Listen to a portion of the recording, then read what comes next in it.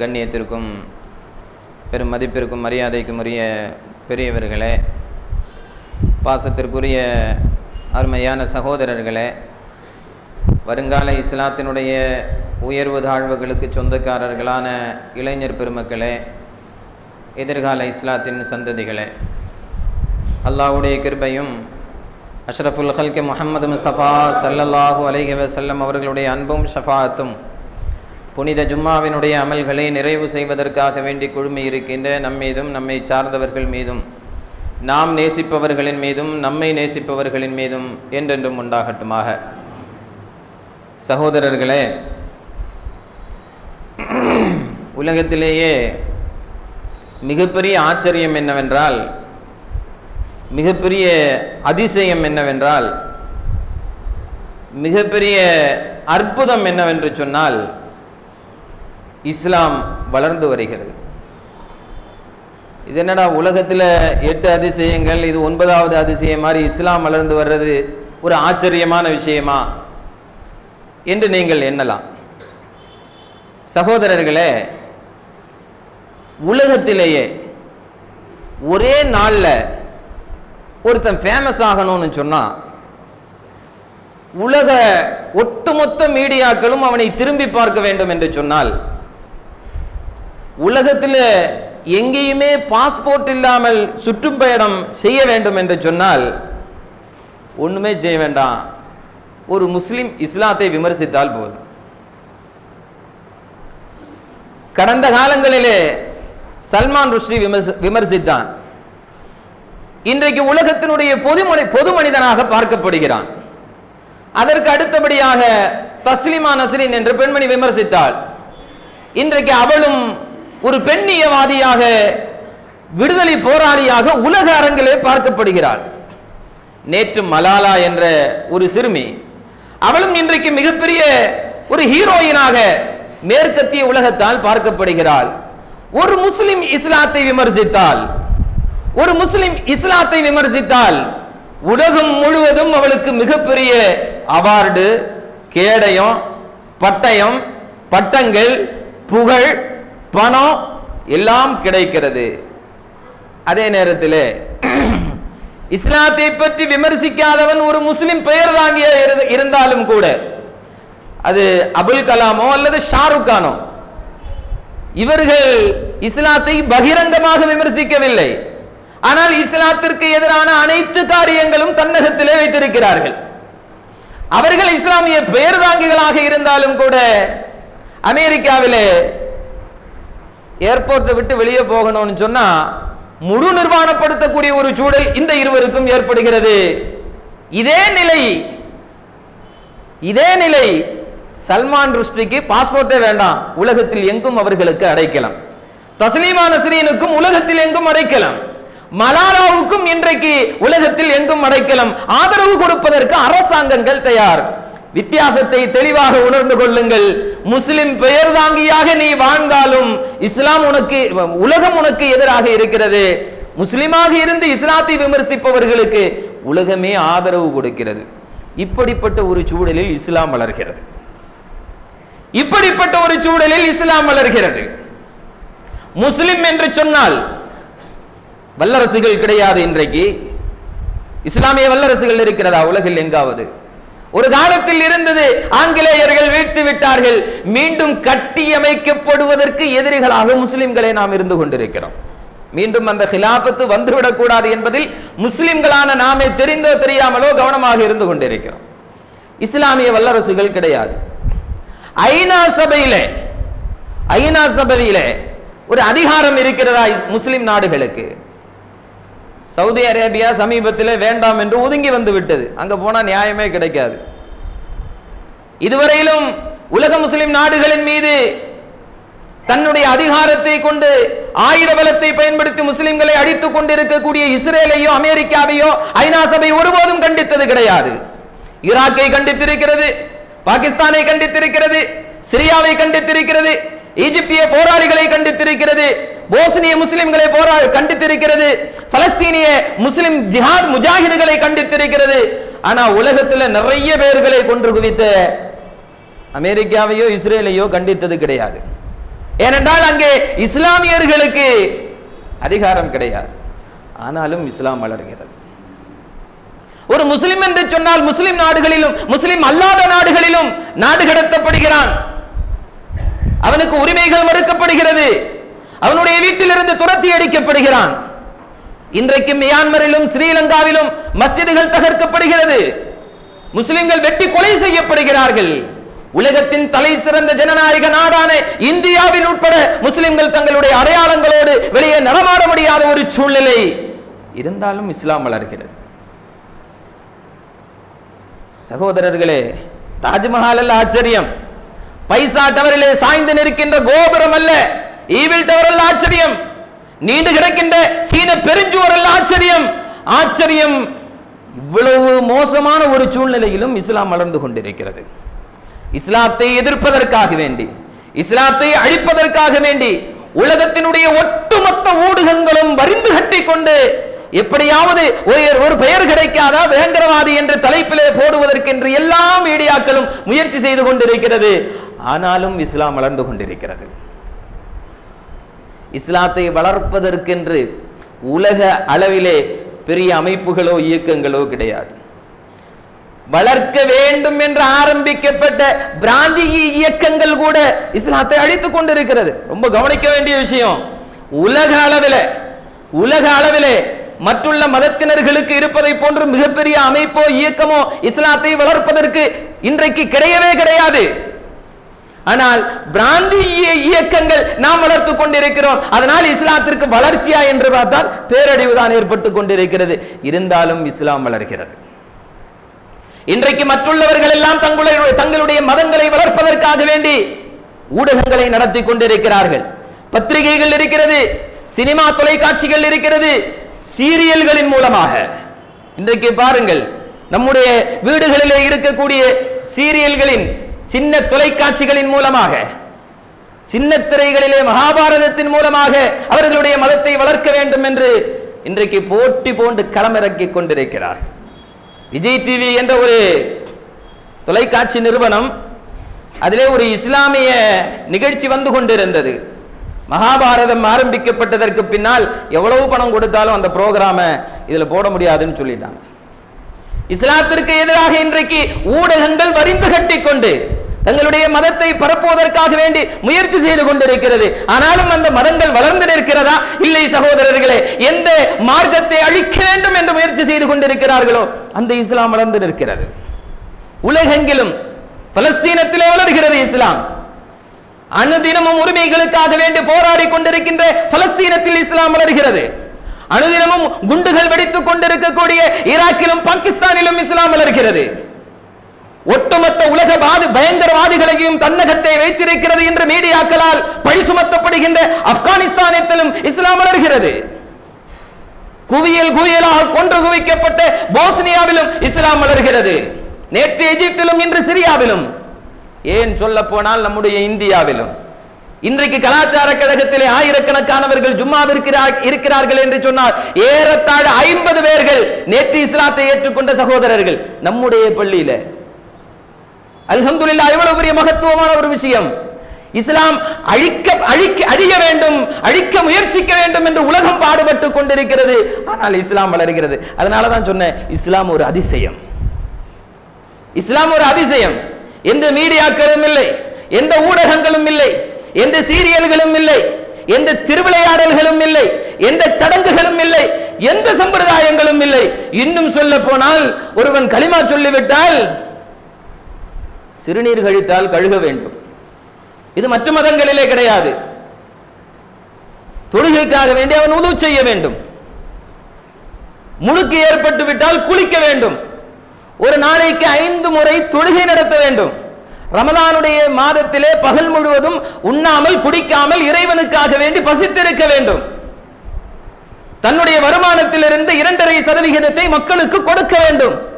இப்படியெல்லாம் நிர்பந்தம் இருந்தும் கூட இஸ்லாம் வளர்ந்து கொண்டிருக்கிறது. மற்றுள்ள மதங்களிலே அது கிடையாது. அங்கே கேளிக்கைகள் நிறைந்திருக்கிறது. ஆனால் அந்த மதங்கள் எல்லாம் வீழ்ந்து கொண்டிருக்கிறது. இங்கே கட்டுப்பாடுகள் நிறைந்திருக்கிறது. இந்த மார்க்கம் வளர்ந்து நிற்கிறது. ஒருவன் கலிமா சொல்லிவிட்டால் அவன் மதம் இருந்தக்கூடாது. அவன் விபச்சாரம் செய்யக்கூடாது, அவன் வட்டி வாங்கக்கூடாது. ஆனால் இந்த இஸ்லாம் வளர்ந்து இருக்கிறது. மற்றுள்ளவர்கள் அப்படி அல்ல, மதத்தின் பெயரால் மதத்தினுடைய ஒரு சடங்காகவே மதுவை வைத்திருக்கிறார்கள். அவர்களுடைய வணக்க வழிபாடுகள் நிறைவேற்றக்கூடிய வணக்க ஸ்தலங்களிலேயே மது பரிமாறப்படுகிறது. சாமிக்கு அருள் வேணும்னு சொன்னா சாராயம் குடிக்கணும். மத ஆசிரமங்களின் பெயரால் விபச்சாரம் கொடி கட்டி பறந்து கொண்டிருக்கிறது. அஸ்ராம் பாபுவினுடைய செய்தி, ஒரு சாமியாரு அஸ்ராம் பாபு இன்னைக்கு ஃபேமஸாக ஓடிக்கொண்டிருக்கிறார். அரசியல்வாதிகளுக்கு மத தலைவர்கள் பெண்களை பகிர்வு செய்து கொண்டிருக்கக்கூடிய ஒரு கலாச்சாரம். இஸ்லாத்தில் அது அனுமதி கிடையாது. என்றாலும் அந்த மதம் வளர்வதாக இல்லை. இங்கே கட்டுப்பாடுகள் நிறைந்திருக்கிறது. தண்ணி அடிக்க கூடாது, பொண்ணு பிடிக்க கூடாது, வட்டிக்கு கொடுக்க கூடாது. ஆனாலும் இந்த மார்க்கம் வளர்ந்து நிற்கிறது. இங்கே வந்தால் பெண்கள் தங்களை மூடி மறைத்துக் கொள்ள வேண்டும். அரைகுறை ஆடையோடு அரை நிர்வாணமாக திரிந்த பெண்கள் கூட தங்களை மூடி மறைத்துக் கொள்கிறார்கள். இருந்தாலும் மேற்கத்திய சினிமா நடிகைகள் உட்பட இந்த மார்க்கத்தை ஏற்றுக்கொண்டிருக்கிறார்கள். கால்பந்தாட்ட வீரர்கள் இந்த மார்க்கத்தை ஏற்றுக்கொண்டிருக்கிறார்கள்.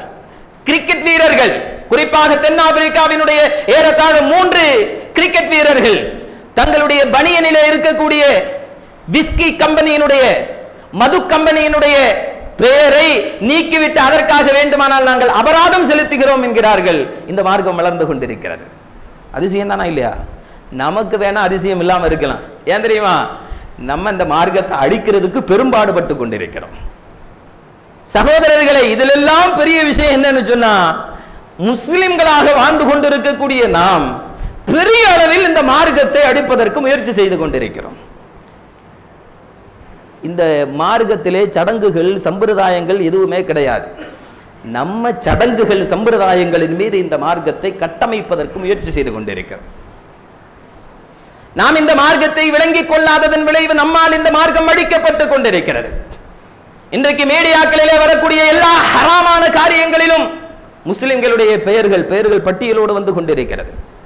நாம் அழிக்க முயற்சி செய்து கொண்டிருக்கின்ற இந்த மார்க்கம் கூட நம்முடைய கண்களுக்கு முன்னால் வளர்ந்து நிற்கிறது சகோதரர்களே. எனவேதான் சொல்கிறோம், இஸ்லாம் ஒரு அதிசயம். ஏன் தெரியுமா? இன்ன தீன இந்தல்லாஹில் இஸ்லாம். அல்லாஹ் சொல்றான், இஸ்லாம்ங்கிறது இறைவனுடைய மார்க்கம். இது ஏதோ துறவிகளுடைய சித்தாந்தம் அல்ல. முஹம்மது நபி ஸல்லல்லாஹு அலைஹி வஸல்லம் அவர்களுடைய சிந்தனையும் கூற்றும் அல்ல. இது ஆசிரமங்களை நிறுவிக் கொண்டிருக்கக்கூடிய சாமியார்களுடைய கருத்துக்களும் அல்ல. நீங்கள் நினைப்பது போன்று சித்தர்களுடைய உபதேசங்களும் அல்ல. இது இறைவனால் வகுத்து கொடுக்கப்பட்ட மார்க்கம். எனவேதான் இந்த மார்க்கம் வளர்ந்து நிற்கிறது. இந்த மார்க்கம் உலகம் முழுவதும், இந்த மார்க்கத்திற்கு உலகம் முழுவதும் எதிரிகள் இருக்கிறார்கள். இந்த மார்க்கத்தை சுமந்து கொண்டிருப்பவர்களோடு இந்த மார்க்கத்திற்கு எதிராகவே செயல்பட்டு கொண்டிருக்கின்ற பொழுதும் இந்த மார்க்கம் வளர்ந்து கொண்டிருக்கிறது சகோதரர்களே. எனவேதான் சொல்கிறோம், இஸ்லாம் ஒரு அதிசயம். உலகத்தில் இன்னைக்கு இருக்கக்கூடிய மிகப்பெரிய அதிசயம் என்ன தெரியுமா? இஸ்லாம் வளர்ந்து கொண்டிருக்கிறது. இஸ்லாத்தை எதிர்க்க வேண்டும், அழிக்க வேண்டும், இனிமேல் ஹிலாபத்தே வளரக்கூடாது என்று சொல்லிக் கொண்டிருக்கக்கூடிய ஆங்கிலேய ஏகாதிபத்தியத்திற்கு முன்னால் இஸ்லாம் வளர்ந்து நிற்கிறது. நாம் அடிக்கடி சொல்வதுண்டு 2030 இன்ஷா அல்லாஹ் ரஷ்யாவினுடைய 60% ராணுவ வீரர்கள் இஸ்லாத்தை ஏற்றுக்கொள்வார்கள். 3 வருஷத்துக்கு முன்னால சொன்னோம். இது நாம் சொன்ன சொந்த கருத்து அல்ல, உலகம் நமக்கு சொல்லித் தந்த கருத்து, மீடியாக்கள் நமக்கு சொல்லித் தந்த கருத்து. இது ரஷ்யாவினுடைய வெளியுறவுத்துறை அமைச்சருடைய வாயிலாக அது வெளிப்படுகிறது. கிலாபத்துக்கு எதிராக அவர் அறிக்கை வெளியிடுகிறார். ஏன் தெரியுமா? அங்குள்ள ராணுவம் சமீபத்திலே 3000க்கும் மேற்பட்டவர்கள் ஒட்டுமொத்தமாக இஸ்லாத்தை தழுவினார்கள். சகோதரர்களே, உலகம் ஒரு நாள் இஸ்லாத்தின் கீழ் வரும் என்ற ஒரு முன்னறிவிப்பு அஷ்ரஃபுல் ஹல்கி முஹம்மது முஸ்தபா ஸல்லல்லாஹு அலைஹி வஸல்லம் அவர்கள் செய்திருக்கிறார்கள் என்ற ஒரு செய்தி கூட முஸ்லிம்களுக்கு தெரியாது. உத்தரப்பிரதேசத்தினுடைய கோட்டைக்கு கீழே தோண்டிக் கொண்டிருக்கக்கூடிய 1000 டன் தங்கங்கள் கிடைக்கும் என்ற எதிர்பார்ப்பிலே இந்திய அரசாங்கம் தோண்டிக் கொண்டிருப்பதை முஸ்லிம்களும் நம்பிக்கொண்டிருக்கிறார்கள். ஒரு சாமியாரனுடைய முன்னறிவிப்பு, அவன் கண்ட கனவு, அதை முஸ்லிம் சமூகம் கூட உண்மைப்படுத்திக் கொண்டிருக்கிறது. பாசிச சக்திகள் கூட எதிர்த்தார்கள் ஆரம்பத்தில். இவன் கனவு கண்டானா அங்க தங்கம் இருக்குமா? ஆனால் இந்திய அரசாங்கம் நம்புகிறது. உத்தரப்பிரதேசத்தினுடைய அகிலேஷ் யாதவ் கூட தனக்கும் ஒரு பங்கு வேண்டும் என்று கேட்டுக்கொண்டிருக்கிறார். முஸ்லிம் சமூகம் நம்பிக்கொண்டிருக்கிறது. ஒருவேளை கிடைக்குமோ? சகோதரர்களே, சொல்வது என்னவென்று சொன்னால், ரசூலின் முன்னறிவிப்பை இந்த சமூகம் மறந்து விட்டது. ஆனால் சாமியார்களின், ஜோதிடர்களின் பால் கிதாபு பார்க்கக்கூடிய இஸ்லாமிய ஜோதிடர்களான ஆலிம்கள் என்ற பெயரிலே நிகழ்த்தி கொண்டிருக்கக்கூடிய இஸ்லாமிய ஜோதிடர்களின் வாக்குகளுக்கு இந்த சமூகம் சிரம்பணித்திருக்கிறது. நாகர்கோவிலுடைய ஜோதிடர்களுக்கு முன்னால் அணி நிறந்து நிற்கின்ற பரதான் இந்த முஸ்லிம் பெண்கள் எத்தனை பேர்?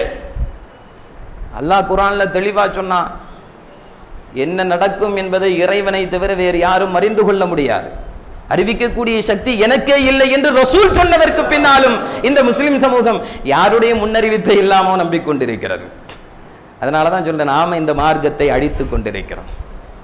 ஆனால் இந்த மார்க்கம் வளர்ந்து கொண்டிருக்கிறதே, அவர்கள் இஸ்லாமிய முன்னறிவிப்பை நம்புகிறார்கள். சகோதரர்களே, துபாயிலே ஒரு இஸ்ரேலிய மினிஸ்டர், ஒரு பெண்மணி, இஸ்ரேலிய அமைச்சரவையிலே அங்கம் வகித்துக் கொண்டிருக்கக்கூடிய ஒரு யூத பெண்மணி.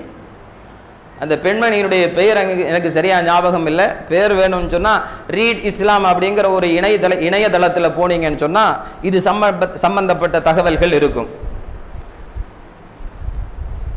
அந்த பெண்மணியிடத்திலே இஸ்லாமிய பத்திரிகையாளர்கள் கேட்கிறார்கள், முஹம்மது நபி ஸல்லல்லாஹு அலைஹி வஸல்லம் அவர்கள் 1300 ஆண்டுகளுக்கு முன்னால் ஒரு அறிவிப்பு செய்திருக்கிறார். பின்னால் ஒரு காலத்தில் முஸ்லிம்கள் யூதர்களோடு சண்டையிடுவார்கள், கியாமத் நாளுடைய அடையாளத்தை பற்றி சொல்லுகின்ற பொழுது. அப்பொழுது யூதர்களை முஸ்லிம்கள் வெற்றி கொள்வார்கள். இது யார் சொன்னது? அஷ்ரஃபுல் ஹல்க் முஹம்மது முஸ்தபா ஸல்லல்லாஹு, உத்தரப்பிரதேசத்தினுடைய சாமியார் சொன்னதல்ல. இது ஈருலகத்திற்கும் தலைவராக அனுப்பப்பட்ட அஷ்ரஃபுல் ஹல்க் முஹம்மது முஸ்தபா ஸல்லல்லாஹு அலைஹி வஸல்லம் அவர்கள் செய்த முன்னறிவிப்பு. இந்த சமூகம் யாருடைய முன்னறிவிப்பை நம்பிட்டு இருக்குது? கொஞ்சம் சிந்திக்கணும் சகோதரர்களே. அப்பொழுது அந்த பெண்மணி சொன்னார், களிமா சொன்ன பெண்மணி அல்ல, யூத மதத்தை பின்பற்றி கொண்டிருக்கக்கூடிய அந்த பெண்மணி, இஸ்ரேலிய அமைச்சரவையிலேயே அங்கம் வகித்துக் கொண்டிருக்கக்கூடிய அந்த பெண்மணி சொன்னது என்ன தெரியுமா? அதை நாங்கள் நம்புகிறோம், அதை நாங்கள் நம்புகிறோம். இதை விட பெரிய சாட்சி என்னங்க வேணும்? இதை விட பெரிய சாட்சி என்ன வேணும்? ஆனால் அது இப்பொழுது நடக்காது என்பதும் எங்களுக்கு தெளிவாக தெரியும். எவ்வளவு தெளிவாக முஸ்லிம்களை அவர்கள் விளங்கி வைத்திருக்கிறார்கள். அப்புறம் என்ன, 54 முஸ்லிம் நாடுகள் சேர்ந்து கிழிச்சிடலாமா பைத்துல் முகத்தஸ? வெறுமனே 300 நபர்கள், சகோதரர்களே, 300 நபர்கள் அணிவகுத்து நின்ற பொழுது பைத்துல் முகத்தஸினுடைய திறவுகோலை கொண்டு வந்து கொடுத்தார்கள். முடியாது, இவர்களை வெற்றி கொள்ள முடியாது என்று. அப்படிப்பட்ட ஈமானிய உணர்வுள்ள இஸ்லாமியர்கள் நன்றிருந்தார்கள் என்பதை அவர்கள் விளங்கி வைத்திருந்தார்கள். இவர்களை ஜெயிக்க முடியாது, இவர்கள் பணத்திற்கு அடிமைப்பட மாட்டார்கள், இவர்கள் பெண்களுக்கு ஆசைப்பட மாட்டார்கள், இவர்கள் இந்த உலகத்தில் எதையும் விரும்ப மாட்டார்கள், இவர்களுக்கு வேண்டியதெல்லாம் மறுமையினுடைய பொருத்தம் என்பதை அவர்கள் விளங்கி வைத்திருந்தார்கள். எனவே நமக்கு முன்னால் மண்டியிட்டு கிடந்தார்கள், திறவுகோலை ஒப்படைத்தார்கள். இன்னைக்கு அந்த பெண்மணி சொல்றா, முகம்மது நபி சொன்னது உண்மைதான், அதை நாங்கள் நம்புகிறோம். நான் நம்புகிறேன் என்று சொல்லவில்லை அவள், நாங்கள் நம்புகிறோம், யூதத்துவம் நம்புகிறது. ஆனால் அப்படிப்பட்ட ஒரு சூழ்நிலை இப்பொழுது நடக்காது என்பது எங்களுக்கு தெளிவாக தெரியும். மீடியா கேட்டது எப்பொழுது நடக்கும்? மீடியாக்கள் கேட்டது எப்பொழுது நடக்கும்? அந்த பெண்மணி தெளிவாக சொன்னால், ஜும்ஆ தொழுகைக்கு முஸ்லிம்கள் வருவதை போன்று அதிகாலை தொழுகைக்கு என்றைக்கு முஸ்லிம்கள் வருகிறார்களோ அன்றைக்கு நாங்கள் முஸ்லிம்களுக்கு முன்னால் சிரம்பணிந்து நிற்போம். அன்றைக்கு எங்களால் முஸ்லிம்களை ஒன்றும் செய்ய முடியாது. அன்றைக்கு தான் முஹம்மது நபி ஸல்லல்லாஹு அலைஹி வஸல்லம் சொன்ன அந்த செய்தி நிதர்சனமாக நடக்கும் என்பதை நாங்கள் தெரிந்து வைத்திருக்கிறோம். இது எப்ப சொன்னது? சமீப காலத்திலே யுஏஇயிலே மீடியாக்களுக்கு முன்னால் பகிரங்கமாக அந்த யூத அமைச்சர் பெண்மணி சொன்னார். அப்படின்னா முஹம்மது நபி ஸல்லல்லாஹு அலைஹி வஸல்லம் அவர்களுடைய முன்னறிவிப்புகளை கிறிஸ்தவர்கள் நம்புகிறார்கள், யூதர்கள் நம்புகிறார்கள். நம்ப மறுக்கிறது யாரு? முஸ்லிம்கள் மட்டும்தான். அப்படி ஒரு நம்பிக்கை இருந்திருந்தால் சகோதரர்களே, ஜும்மாவினுடைய கூட்டம் சுபுகுக்கு வரும், வர வேண்டும். அப்பதான் நம்பிக்கை இருக்குன்னு அர்த்தம். இன்ஷா அல்லாஹ் சொல்லிட்டு அசருக்கு பாத்தீங்கன்னா பரிதாபமா இருக்கும். இன்ஷா அல்லாஹ் சொல்றோம், அசருக்கு இதே கலாச்சார பள்ளிக்கு வாங்க, பரிதாபமாக இருக்கும். அப்புறம் எங்க சுபுகு? சகோதரர்களே, நம்முடைய ஈமானிய நிலைமை இப்படி இருக்கு, விளங்கிடுச்சா? எல்லா ஊர்லயும் அப்படிதான். ஒருவேளை நாம சொல்லலாம் வெளியூர்ல இருந்து நிறைய பேர் வர்றதுனால பள்ளிவாசல் நிரம்பி இருக்கிறது. நோன்பு காலத்தில் கலாச்சார பள்ளி கீழ்ப்பள்ளி ஃபுல்லாயிரும். அப்ப ஈமானுடைய தரம் கூடுகிறது. இப்பொழுது ஈமானுடைய தரம் குறைந்திருக்கிறது உலக அளவிலே. சகோதரர்களே, யூதர்கள் தெளிவாக விளங்கி வைத்திருக்கிறார்கள், இந்த முஸ்லிம்களால் ஒன்றும் செய்ய முடியாது. இந்த முஸ்லிம்களால் ஒன்றும் செய்ய முடியாது. 54 நாடுகள் என்ன, நூற்றுக்கணக்கான நாடுகள் இஸ்லாமிய நாடுகளாக இருந்து விட்டு போகட்டும், எங்களை ஒன்றும் செய்ய முடியாது. ஏன் தெரியுமா? அவர்களிடத்தில் ஈமான் கிடையாது. ஈமான் இருந்தால் ஜும்ஆவினுடைய தொழுகைக்கு வருவது போன்று சுபஹ் தொழுகைக்கும் அவர்கள் வந்திருப்பார்கள். நம்முடைய ஈமானிய பலகீனத்தை தான் நமக்கு எதிராக யூதர்கள் பயன்படுத்திக் கொண்டிருக்கிறார்கள் என்பதை முஸ்லிம் சமூகமே விளங்கிக் கொள்ள வேண்டும், உணர்ந்து கொள்ள வேண்டும். எனவே தான் சொல்கிறோம், நம்மள மாதிரி ஆட்களை வச்சுக்கிட்டும் இந்த மார்க்கம் வளர்கிறது என்று சொன்னால் இதைவிட மிகப்பெரிய அதிசயம் எது? சாக்ரடீஸ் சொன்னது மாதிரி இஸ்லாம் உயர்ந்த மார்க்கம். அவர் சொன்னார், இஸ்லாம் மிக உயர்ந்த மார்க்கம். ஆனா அதை ஃபாலோ பண்றவங்க, ஃபாலோவர்ஸ் இருக்கிறாங்களே, மிக கலிசடைகள், மிக கேடு கெட்டவர்கள், மிக தரம் தாழ்ந்தவர்கள். தரம் உயர்ந்த ஒரு மார்க்கத்தை தரம் கெட்டவர்கள் பின்பற்றிக் கொண்டிருக்கிறார்கள். காரணம் பின்பற்றல அப்படிங்கிறது தான். இப்படி உலக விஞ்ஞானிகளால், உலக மேதைகளால் இப்படியெல்லாம் வர்ணிக்கப்பட்டதுக்கு பின்னாலேயும் கூட நமக்கு என்ன வரல? இந்த மார்க்கத்தை வளர்க்கணுங்கிற சிந்தனை வரல. நம்ம நினைக்கிறோம் கனடாவில் வளருது, ஜெர்மன்ல வளருது, பிரான்ஸ்ல வளருது, 2050 உலகத்தை ஆட்சி செய்ய போவது இஸ்லாம், அமெரிக்க ஜனாதிபதியின் ஒபாமாவினுடைய சேரில் அமரப்போவது ஒரு முஸ்லிம். இது என்ன நம்முடைய சாதனையா சகோதரர்களே? நம்முடைய சாதனையா இது? ஒரு பக்கத்து வீட்டுக்காரனுக்கு நம்முடைய மார்க்கம் என்ன என்பதை ஒரு நாளைக்காவது சொல்லிக் கொடுத்திருப்போமா? பக்கத்திலே அமர்ந்து பயணம் செய்கின்ற சக பயணிக்கு என்றைக்காவது ஒரு நாள் நான் முஸ்லிம் என்பதை வெளிப்படுத்தி இருக்கிறோமா? இவ்வளவு மோசமான ஒரு சூழ்நிலையில் வாழ்ந்ததற்கு பின்னாலும் இஸ்லாம் வளர்கிறது. எனவே சொல்கிறோம், இது ஒரு ஆச்சரியம். இன்னும் சொல்ல போனால் இஸ்லாத்தை சடங்குகளின் மீது, சம்பிரதாயங்களின் மீது, இன்னும் சொல்ல போனால் இஸ்லாத்தை வளர்க்க வந்த இறை நேசர்களின் பெயரால் எவ்வளவு மோசமான காரியங்களை நாம் நடத்தி கொண்டிருக்கிறோம். எனக்கு ரொம்ப வருத்தமான விஷயம், சமீபத்தில் நம்முடைய குமரி மாவட்டத்தில் ஹஜ் பெருநாளை முன்னிட்டு நிறைய ஊர்களுக்கு பயானை கூப்பிட்டுருந்தாங்க. அப்படி நம்முடைய ஆளூர்லையும் கூப்பிட்டுருந்தாங்க. ஒருவேளை ஊர் பேரை சொல்றதுனால நிறைய பேருக்கு என்ன இவர் ஊர் பேரெல்லாம் சொல்றாரு. நான் கேட்குறேன், பொதுவாக பேசிட்டு போனால் அதில் என்ன இருக்கு உங்களுக்கு? ஒரு ஊரில் ஒரு காரியத்தை நடக்குதுன்னு சொன்னால் நடக்கிறதுல நடக்காமல் பார்த்துக்கணும், அப்படிதானா? ஒரு ஊரில் ஒரு காரியத்தை நடக்குது அப்படின்னு சொன்னால் அந்த ஊரில் நடக்காமல் பார்த்துக்கணுமே தவிர எதுக்கு இமாம் ஊர் பேரெல்லாம் சொல்கிறீங்க? சொல்லாமல் பேசிட்டு போனால் அதில் என்ன லாபம்? சொன்னதுனால என்ன நஷ்டம்? அப்போ சகோதரர்களே, பயானுக்கு போனோம். அல்ஹம்துலில்லாஹ் நிறைய மக்கள் முழுக்க முழுக்க யானை ஊர்வலத்திற்கு எதிராக, யானை பெருநாளுக்கு எதிராக பேசிட்டு வந்தோம். அல்ஹம்துலில்லாஹ் அந்த மக்கள் எல்லாம் சொன்னார்கள், இன்ஷா அல்லாஹ் நாங்கள் மாற்றத்தை உருவாக்கும். அந்த நிறைய நல்ல மக்களும் இருக்கிறார்கள். ஒரு 400 பேர் 450 பேர் இருந்து கேட்டிருப்பாங்க. எல்லோருக்குமே இன்ஷா அல்லாஹ் நாங்கள் மாறுவோம் என்ற ஒரு உறுதி.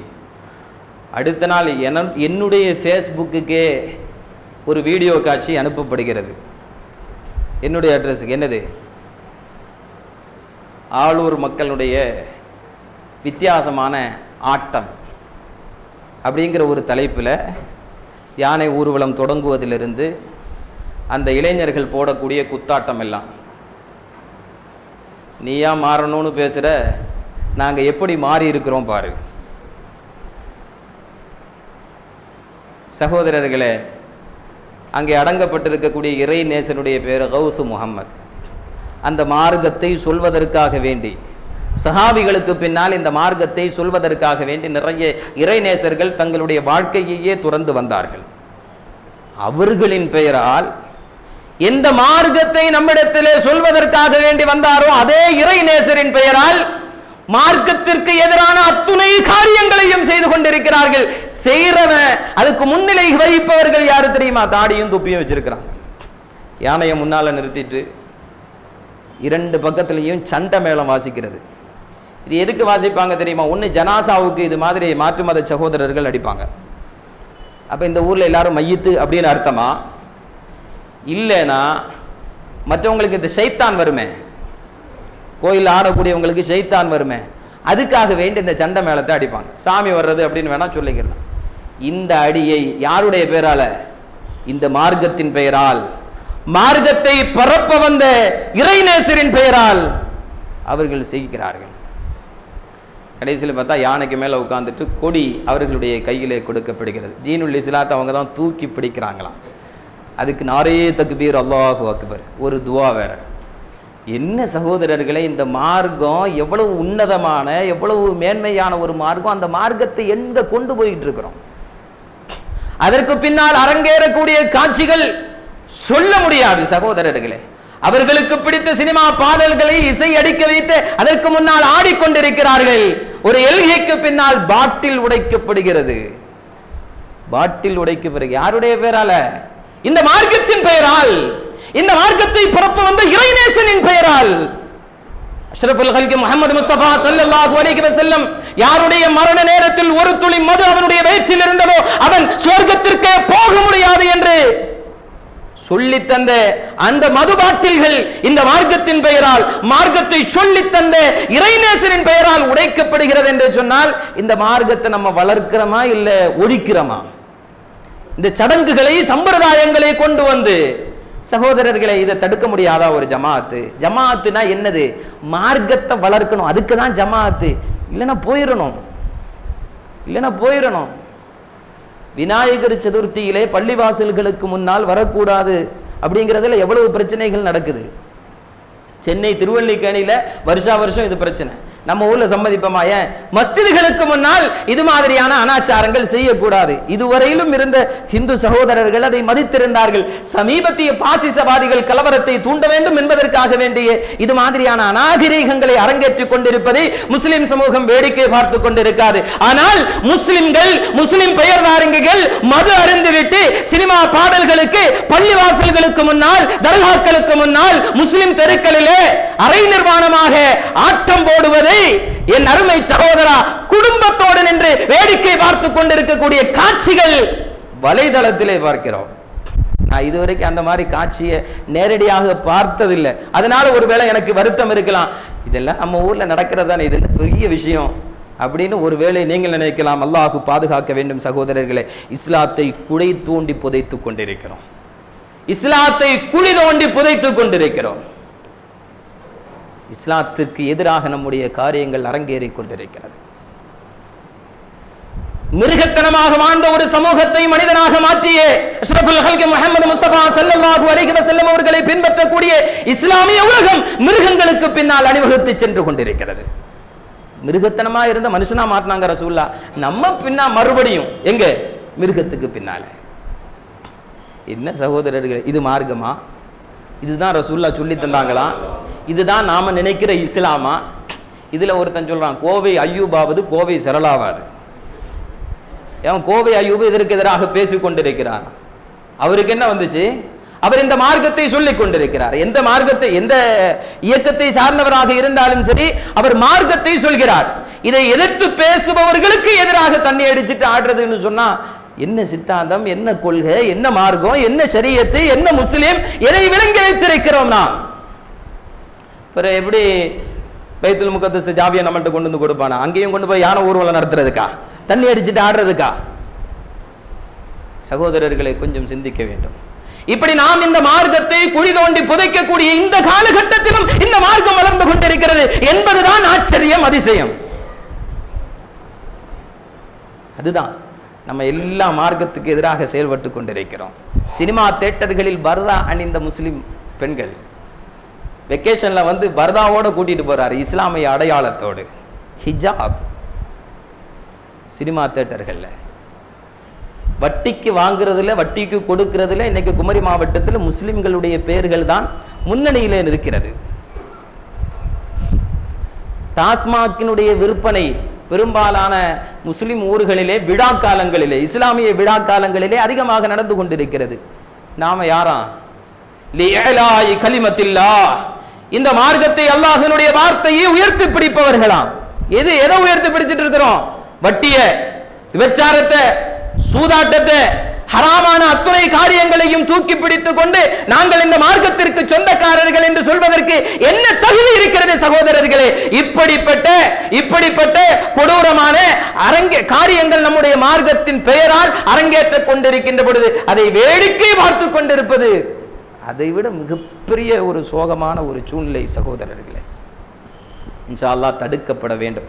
ஒவ்வொரு ஜமாத்துகளும் முன்னால வரணும்.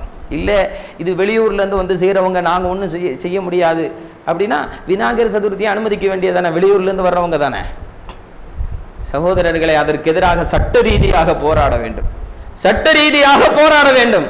இது எங்களுடைய மார்க்கத்திற்கு முரணானது. தைரியமா சொல்லுங்களேன். ஒரு இமாம் இடத்துல கேட்டேன், இந்த மாதிரி குமரி மாவட்டத்தில் நிறைய ஊர்ல நடக்குது, ஆனா நிறைய ஊரில் அது ஒழிக்கப்பட்டிருக்கிறது. குறிஞ்சாலையின் விலையில ஒழிக்கப்பட்டிருக்கிறது. ஒரு ஜமாத்து நினைச்சா இன்ஷா அல்லாஹ் முடியாதுங்கிறதெல்லாம் இல்லை. ஆனா நம்மளும் கொஞ்சம் ஓரமா பார்த்துக்கிடுவோமே, இந்த பேரை வச்சு நம்மளும் கொஞ்சம் ரசிச்சுக்கிடுவோமா அப்படின்னு ஒதுங்கி இருந்தால் அத்துணை குற்றங்கள் நமக்கும் வந்து சேரும். இன்ஷா அல்லாஹ் என்ன செய்யணும்? சட்ட ரீதியாக போராடணும். இது எங்களுடைய மார்க்கத்திற்கு முரணானது அப்படிங்கிறத ஜமாத்துகள் கோர்ட்ல போயாவது ஸ்டே வாங்கணும். ஒரு மார்க்கத்துக்கு முரணான காரியம் நம்ம ஊர்ல நடக்கும்போது அதை எப்படி வேடிக்கை பார்த்து கொண்டிருப்பது சகோதரர்கள்? அதனால இன்ஷா அல்லாஹ் கொஞ்சம் இந்த சமூகம் சிந்திக்க தலைப்பட வேண்டும். இந்த மார்க்கம் வளர்ந்து கொண்டிருப்பதற்கு காரணம் என்ன? உலகமே எதிர்த்து, மீடியாக்கள் எதிர்த்து, முஸ்லிம்கள் என்று சொல்பவர்களை கொடூரமாக சிறையிலே சித்திரவதை செய்யப்பட்டு இஸ்லாத்திற்கு எதிராக பேசக்கூடிய முஸ்லிம்களை உலகளாவிய அளவிலே மிகப்பெரிய புகழ் மாலைகள் அவர்களுக்கு சூட்டப்பட்டதற்கு பின்னாலும் இந்த மார்க்கம் வளர்ந்து கொண்டிருப்பதற்கு காரணம் என்ன? அதை நம்ம சிந்திக்கணும். சிந்திக்க ஆரம்பிச்சுட்டா இன்ஷா அல்லாஹ் மாற்றம் ஏற்படும். சிந்திக்கிறோம் பேர்ல சிந்திக்காம இருந்துட்டா சமுதாயம் வேற பாதையை நோக்கி போய் கொண்டிருக்கும். இன்ஷா அல்லாஹ் அல்லாஹ் மாற்றத்தை ஏற்படுத்தட்டும். சகோதரர்களை அல்லாஹ் சொல்றான், யுரீதூன லியுத்ஃபிஉ நூரல்லாஹி பிஅஃவாஹிஹிம் வல்லாஹு முத்திம்மு நூரிஹி வலவ் கரிஹல் காஃபிரூன். அவர்கள் தங்களுடைய வாயில் இருக்கக்கூடிய காற்றை கொண்டு இந்த மார்க்கத்தை அழிக்க வேண்டும் என்று எண்ணிக்கொண்டிருக்கிறார்கள். ஆனால் அல்லாஹ் இந்த நூறானியத்தான இந்த மார்க்கத்தை அவன் பரிபூர்ணப்படுத்துவான். காஃபிர்கள், இறை நிராகரிப்பாளர்கள் அதை வெறுத்தாலும் சரியே என்று சூரத்து தௌபாவினுடைய ஒரு வசனம். இவ்வளவு பிரச்சனைகளுக்கு மத்தியில் இந்த மார்க்கம் வளர்ந்து கொண்டிருக்கிறது என்று சொன்னால் அல்லாஹ்வும் அந்த மார்க்கத்தை வளர்க்கிறான் அப்படிங்கிறத விளங்கிக்கிடணும். இவ்வளவு எதிர்ப்புகளுக்கு மத்தியில் இந்த மார்க்கம் வளர்ந்துட்டு இருக்குதுன்னு சொன்னா இந்த மார்க்கம் உண்மையான மார்க்கம் என்பதை விளங்கி கொள்ள வேண்டும். சடங்குகள், சம்பிரதாயங்கள், கேளிக்கைகள், ஆசாபாசங்கள், அனாச்சாரங்கள் அத்துணையை விட்டும் சகோதரர்களே பரிசுத்தமான ஒரு மார்க்கம் என்பதை விளங்கிக் கொண்டு, பரிசுத்தமான ஒரு மார்க்கம் என்பதை விளங்கிக் கொண்டு இன்ஷா அல்லாஹ் என்ன செய்யணும்? மார்க்கத்தை நிலைநிறுத்த வேண்டும். இன்னைக்கு இமாம்கள் கூட யோசிக்கக்கூடிய ஒரு காலகட்டம். குமரி மாவட்டத்தில் நிறைய ஊரில் நடக்குதுன்னு சொன்னேன். ஒரு இமாம்கிட்ட சொன்னேன், இதை பற்றி பேசக்கூடாதா ஜும்மாவில்? நான் பேசலான்னு நினச்சேன். கூட இருக்கிற இன்னொரு இமாம் சொன்னார், இதெல்லாம் பேசி எதுக்குங்க பிரச்சனை பண்ணுறீங்க? இதெல்லாம் பேசினா பிரச்சனை ஆயிரும். இமாம்களுக்கு மத்தியில் கூட இது மாதிரியான அனாச்சாரங்களை எதிர்த்து பேசுவதற்கு பயம். அல்லாஹு ரப்புல் இஸ்ஸத் முதுகெலும்புள்ள நல்ல இஹ்லாஸ் உள்ள இறையச்சம் உள்ள இமாம்களை இந்த சமூகத்திற்கு தந்தருள் புரிவானாக. அனாச்சாரங்களை வாய் மூடி பார்த்து கொண்டிருக்கக்கூடிய இமாம்களிலிருந்து இந்த சமூகத்தை பாதுகாப்பானாக. என்ன வந்துற போது சகோதரர்களே, நபிகள் நாயகம் ஸல்லல்லாஹு அலைஹி வஸல்லம் அவர்கள் சொன்னார்கள், அல் உலமாஉ வரஸத்துல் அன்பியா, உலமாக்கள் நபிமார்களின் வாரிசுகள். நபிமார்கள் தீனார்களையோ திருகங்களையோ தங்களுடைய வாரிசுகளுக்கு விட்டு செல்லவில்லை. நபிமார்கள் ஊரில் இருந்து விரட்டி அடிக்கப்பட்டிருக்கிறார்கள். நபிமார்கள் தாக்கப்பட்டிருக்கிறார்கள், நபிமார்கள் கொடுமைப்படுத்தப்பட்டிருக்கிறார்கள், அஷ்ரஃபுல் ஹல்கி முஹம்மது முஸ்தபா ஸல்லல்லாஹு அலைஹி வஸல்லம் அவர்கள் ரத்தம் சிந்தி இருக்கிறார்கள். அதுதான் வாரிசுகள்னா யாரு? இதெல்லாம் சகிக்க வேண்டி இருக்கும். அடிப்பாங்க, மிதிப்பாங்க, போடா வேற இமாம பார்த்துக்குவோம் அப்படின்னு சொல்லி துரத்தி அடிப்பார்கள். அதுதான் இமாம்கள். ரசூலுல்லாஹ் அதைத்தான் சொன்னாங்க. நபிமார்களின் வாரிசுனா என்னது? எல்லாரும் கொண்டு வந்து கைமடக்கு கொடுக்கணும்னா, எல்லாரும் கையில முத்தம் கொடுக்கணும்னா, இன்னைக்கு சமூகம் அப்படி நம்பிக்கொண்டிருக்கிறது. நபிமார்களுடைய வாரிசு புனிதமானவர்கள், போய் கைமடக்கு கொடுங்க, போய் கையில முத்தம் கொடுங்க, அவர்களுக்கு பின்னால் அணிவகுத்து செல்லுங்கள். இதுவல்ல சகோதரர்களே, நபிமார்கள் எந்த பணியை செய்தார்களோ அதுதான் ஆலிம்களின் பணி, இமாம்களின் பணி. அது செய்யறதுக்கு இந்த சமூகத்தில் உள்ள பெரும்பாலான இமாம்கள். ஆனால் அல்ஹம்துலில்லாஹ் நல்ல இமாம்கள் அதை எதிர்த்து இன்றைக்கும் போராடி கொண்டிருக்கிறார்கள். அல்லாஹ் அவர்களுடைய நாவிலே பலத்தை கொடுக்கட்டும், ஈமானிலே உறுதியை கொடுக்கட்டும். இமாம்கள் கூட வாய் மூடி வேடிக்கை பார்த்து இந்த அனாச்சாரங்கள் எல்லா ஊர்லையும், குமரி மாவட்டத்தில் நிறைய ஊரில் இப்போ ஹஜ்ஜி பெருநாளுடைய சீசனில் என்னது, கேரளாவிலிருந்து மாப்பிள்ளை பாட்டு, அது ஒரு கச்சேரி.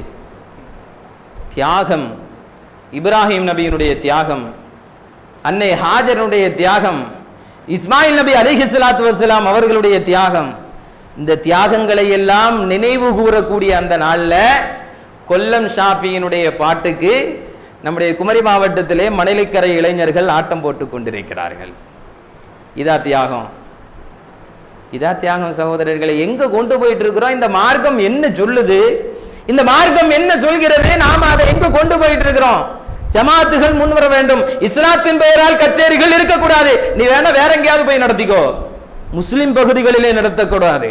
இஸ்லாத்திற்கு எதிரான ஒரு காரியங்களும் எங்களுடைய ஜமாத்தினுடைய எல்கைக்கு உட்பட நடத்த விட மாட்டோம் என்று தௌஹீதுன்னு சும்மா வெட்டியா பேசிட்டு இருந்தா போதாது. ஜமாத்துகளோடு இணைய வேண்டும், இணைந்து இந்த அனாச்சாரங்களை தடுக்க வேண்டும் சகோதரர்களே. இப்படியெல்லாம் நாம யானை ஊர்வலத்தில், பாட்டு கச்சேரியில, இன்ன பிற அனாச்சாரங்கள்ல போய் நிக்கிறதுனால தான் அந்த யூத பெண்மணி சொன்னாங்க, ரசூலுல்லாஹ் சொன்னது உண்மைதான், முகமது நபி சொன்னது உண்மைதான், இவன் தான் யானைக்கு பின்னால போயிட்டு இருக்கிறான், கொல்லம் சாபிக்கு பின்னால போயிட்டு இருக்கிறான், அவன் ஊர்ல குத்தாட்டம் போட்டுட்டு இருக்கிறான், ஜனாசாவுக்கு முன்னால ஆடுறது மாதிரி இவன் ஆடிக்கிட்டு இருக்கிறான், இவனா எங்களை ஜெயிக்க போறான், இவனா எங்களை ஜெயிக்க போறான். இப்போ ஒண்ணும் நடக்காது. இதெல்லாம் மாறி உமர் ரலியல்லாஹு தஆலா அன்ஹு அவர்களுடைய ஆட்சி காலத்தில் ஒரு 300 நபர்கள் வந்து நின்றார்களே, அது மாதிரியான மக்கள் அதிகாலை நேரத்தில் சுபஹ் தொழுகைக்காக வேண்டி பள்ளிகளை அனுபவிக்கின்ற பொழுது நாங்கள் இன்றைக்கு வேண்டுமானால் உலகத்தை எங்களுடைய கட்டுப்பாட்டில் வைத்திருக்கலாம். ஐநா சபை நாங்கள் சொல்லக்கூடிய எல்லா காரியத்தையும் அங்கீகரிக்கலாம். எங்களுக்கு பக்க பலமாக அமெரிக்காவும் நெட்டோ படைகளும் இருக்கலாம். ஆனால் சுபஹ் தொழுகைக்காக வேண்டி ஒட்டுமொத்த முஸ்லிம்களும் அணிவகுத்து நிற்கின்ற பொழுது அமெரிக்காவால் இஸ்ரேலை பாதுகாக்க முடியாது, நெட்டோ படைகளால் இஸ்ரேலை பாதுகாக்க முடியாது, ஏரியல் ஷரோன்களால் இஸ்ரேலை பாதுகாக்க முடியாது, இஸ்ரேலிய ராணுவ பலத்தால் இஸ்ரேலை பாதுகாக்க முடியாது. முஸ்லிம்கள் சுபஹ் தொழுகைக்கு வந்து விட்டால் போதும். சகோதரர்களே, அந்த ஈமான் வர வேண்டும். அதுக்கு பின்னால சடங்குகளின் மீது, சம்பிரதாயங்களின் மீது இந்த மார்க்கத்தை சுருக்கி கொண்டு வந்துட்டு தர்காக்களுக்கு போறதும், ஏதாவது விசேஷம் வந்தா மௌலூது ஓதுறதும், அதற்காக வேண்டி கொடிபிடித்து நிற்பதும், அது ஒரு இஸ்லாமிய மார்க்கமே இல்லை. இதனால ஒன்றும் அல்லாஹ்வுடைய உதவி கிடைச்சிடாது. கொஞ்சம் சிந்திக்க வேண்டும் சகோதரர்களே.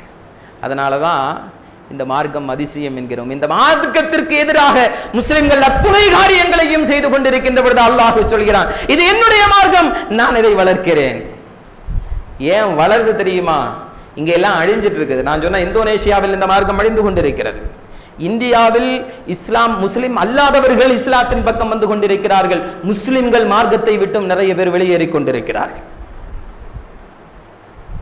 இதுக்கு காரணம் நம்ம சடங்குகள், சம்பிரதாயங்கள், மூட பழக்க வழக்கங்கள், இதை மார்க்கம்னு நினைச்சிருக்கிறோம். ஆனால் மேலை நாட்டவர்கள் அப்படி அல்ல.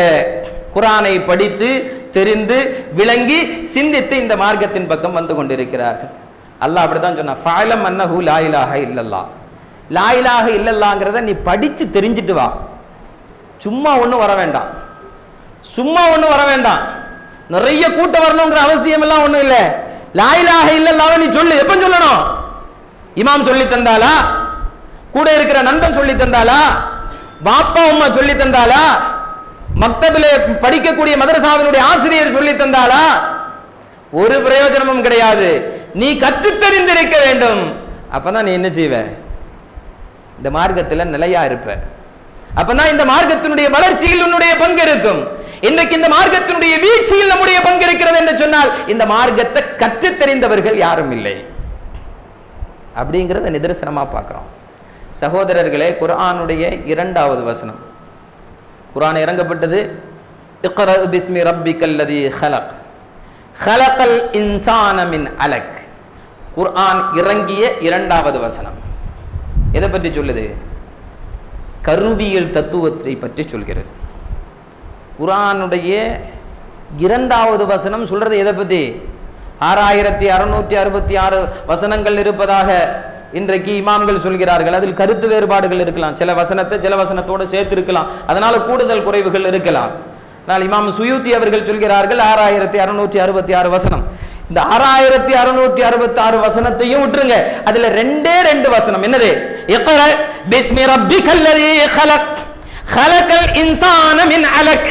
இந்த 2 வசனங்களை எடுத்துக்கொண்டால் போதும். இந்த சடங்கு, சம்பிரதாயம், அனாச்சாரம் எல்லாத்தையும் தூக்கி எறிஞ்சிருவோம். எங்க வந்துருவோம்? இந்த மார்க்கத்திற்குள் பரிபூர்ணமாக நுழைந்து விடுவோம். 2 வசனம் போதும். இக்ரா நபியே, ஓதுங்கள் நபியே, பிஸ்மி ரப்பிக்கல்லதீ ஹலக், உங்களை படைத்தானே அந்த ரப்பின் பெயரால் நீங்கள் ஓதுங்கள். ஹலகல் இன்சான மின் அலக், அலக்கு என்பதிலிருந்து இந்த மனிதனை படைத்தானே அந்த ரப்பின் பெயரால் ஓதுங்கள். குர்ஆனுடைய 2வது வசனமே விஞ்ஞானத்தை பற்றி. அதனாலதான் அல்லாஹ் சொன்னா ஃபஅலம் அன்னஹு லா இலாஹ இல்லல்லாஹ். சும்மா கலிமாவை சொல்லிட்டு இருக்காதடா. அதுல லா இலாஹ இல்லல்லாஹ், இல்லல்லாஹு தனி, ஆஹு தனி, ஹுவ தனி, இப்படி எல்லாம் பிரிச்சு மேயறீங்க. ஒருத்தனுக்கும் விளக்கம் தெரிய மாட்டாங்குதே. ஒருத்தருக்கும் விளக்கம் தெரிய மாட்டேங்குது. அல்லாஹ் சொல்ற நீ சும்மா அப்படியெல்லாம் சொல்லணுங்கிற அவசியம் இல்லை. விளக்கம் தெரிந்து விட்டு இந்த சமூகம் இந்த மார்க்கத்திற்குள் நுழைந்தால் போதும். அப்படிப்பட்ட முஸ்லிம் 7 இளைஞர்கள் இருந்தால் போதும். ஏற்கனவே சொல்லியிருக்கிறேன், ஒரு 7 இளைஞர்கள் அப்படி இருந்தால் போதும். அல்லாஹ் உலகத்தினுடைய சுழற்சியையே மாற்றி அமைத்ததாக குர்ஆன் சொல்கிறது. அப்படின்னா அப்படி ஒரு 7 இளைஞர்கள் உலகத்திலேயே இல்லைன்னு அர்த்தம். எல்லாம் நம்ம முஸ்லிம்.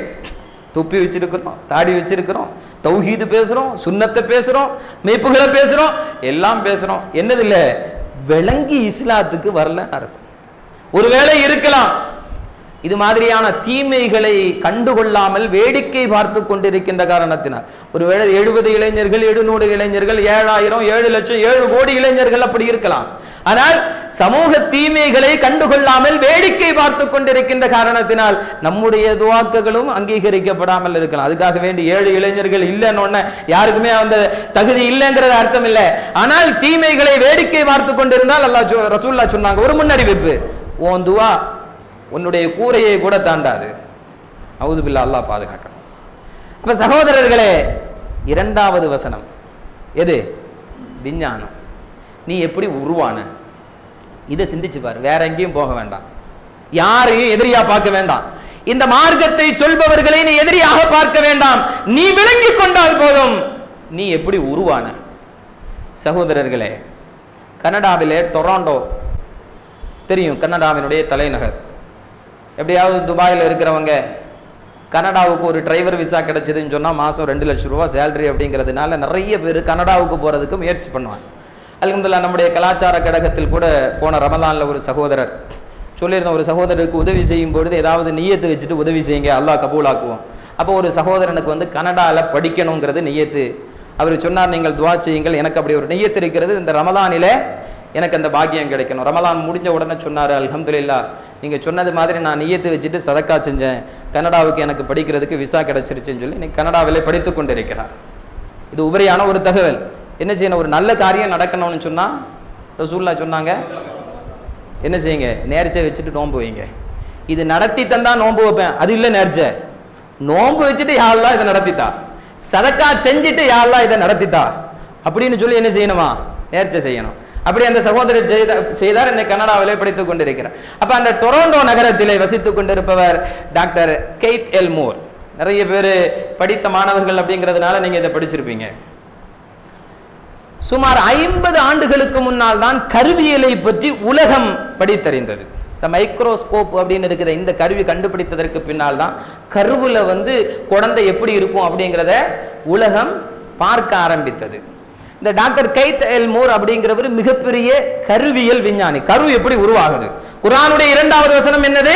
அலக் அப்படிங்கிற கட்டியிலிருந்து அல்லாஹ் உங்களை படைத்தானே, அந்த இறைவனின் பெயரால் ஓதுனா. சும்மா குர்ஆன் ஓதக்கூடாது.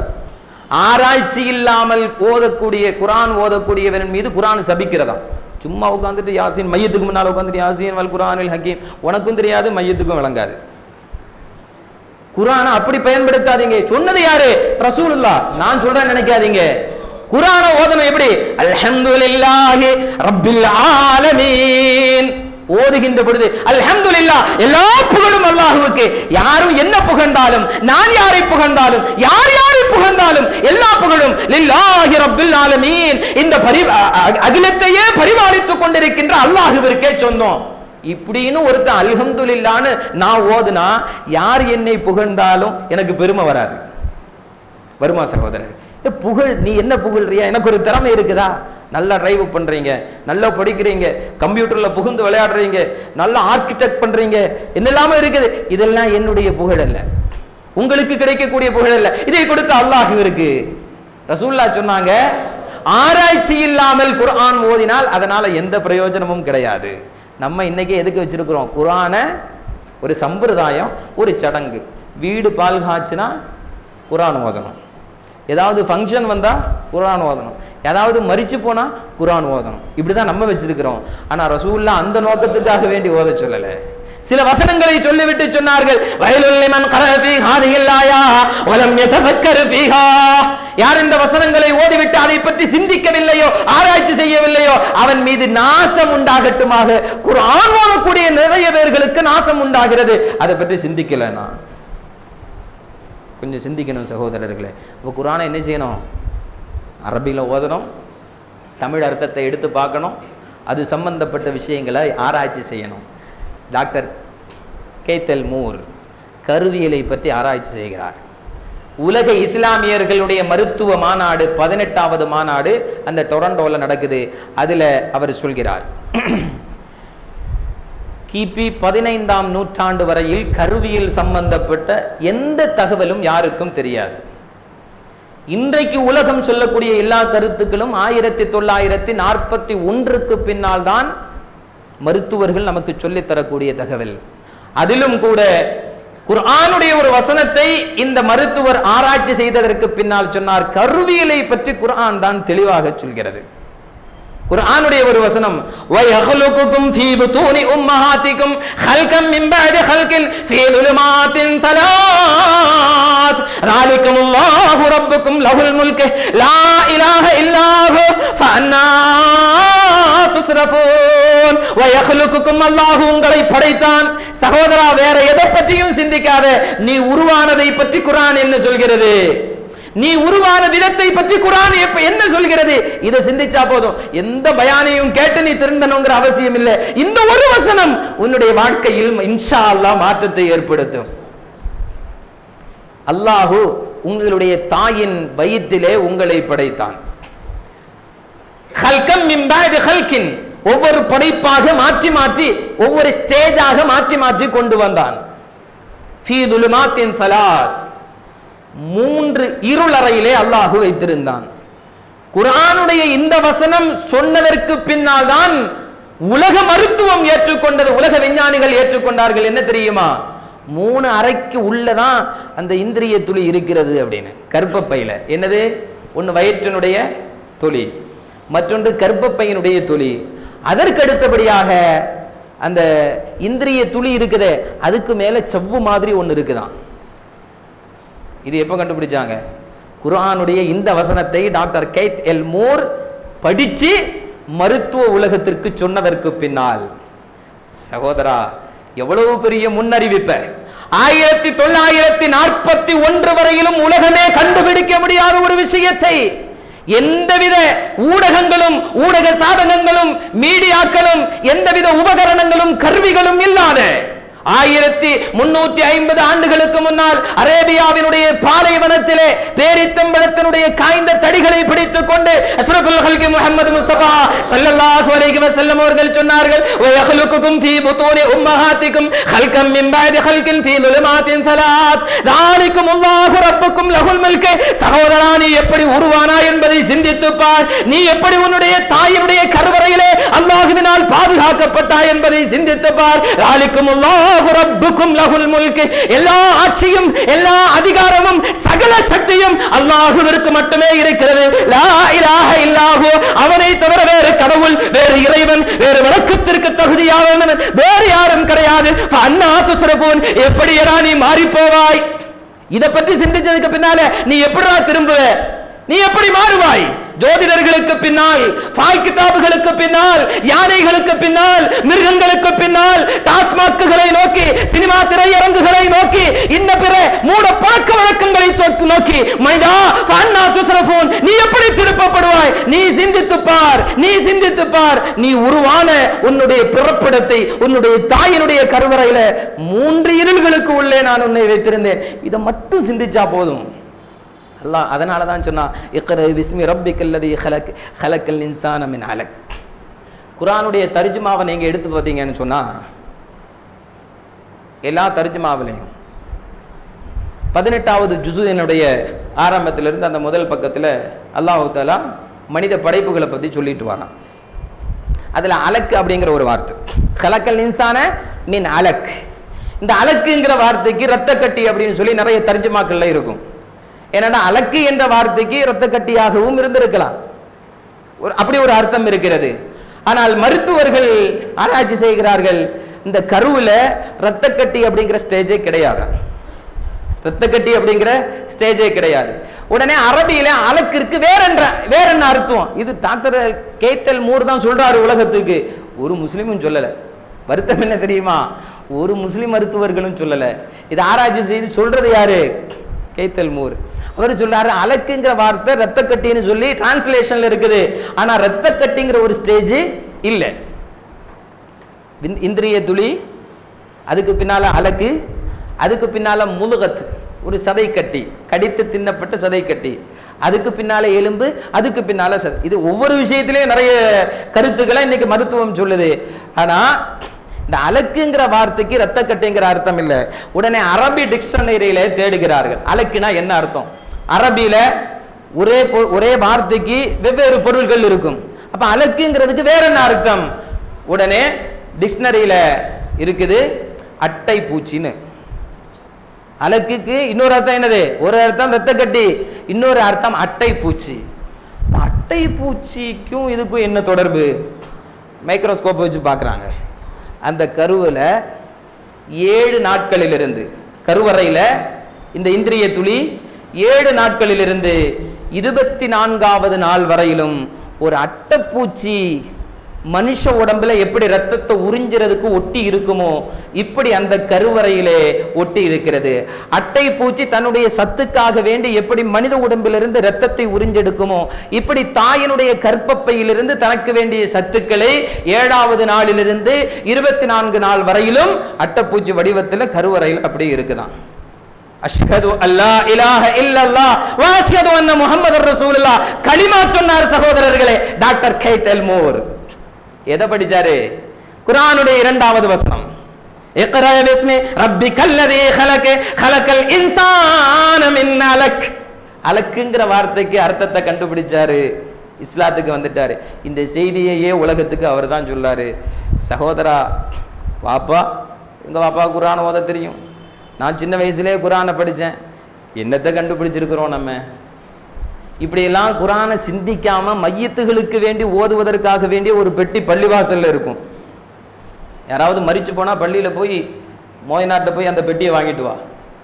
இதுக்கு குர்ஆனை பயன்படுத்தினா வேற நம்ம சமூகம் கச்சேரிக்கு பின்னால தான் போகும், சம்பிரதாயங்களுக்கு பின்னால தான் போகும், இறை நேசர்களின் பெயரால் பாட்டில்கள் உடைக்கப்படும், அதையும் வேடிக்கை பார்த்துட்டு இந்த சமூகம் சிரிச்சுட்டே இருக்கும்.